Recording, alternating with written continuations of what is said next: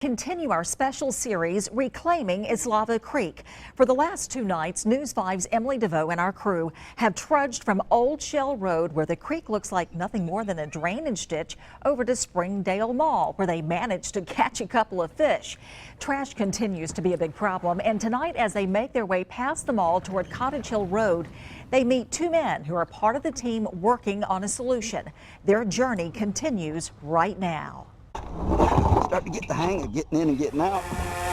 Eslava Creek winds behind Springdale Mall, the shopping center built in the 1950s that replaced Wragg Swamp and the original creek. Decades later, it's essentially empty except for a few stores that haven't yet moved across the street to McGowan Park. I could have sworn 3 years ago I took a desk job. You can see right down to the bottom. And the creek is a dumping ground for anything and everything. Oh, another grocery cart. That's tossed in the parking lot. You see how high the water gets through here. All that debris hung up in the underbrush. From the air, you can see what looks to be an abandoned homeless camp. It's one heavy rainstorm away from washing into the creek. Oh my gosh, is that a crawfish? That's a crawfish! Which has more and more ways. Right there, do you see it in the water? Of showing us it's not just a ditch. While we get out to take a look through the tunnel that runs under Airport Boulevard, Jim, our drone pilot, flies overhead until we meet up on Bel Air Boulevard to continue our trip. If we're easier to get to, you could do this every day at lunch. Now that we're actually paddling, we're moving so much faster. There are a lot more fish in this stretch.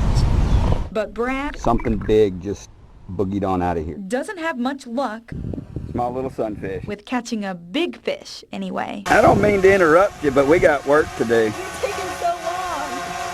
We need a nap. From up here, you can see the creek runs under Sage Avenue and continues on towards Cottage Hill Road. Looks to be a little spillway dam. If we got enough speed, we could launch right off of it. We can't paddle any further after passing under Cottage Hill Road.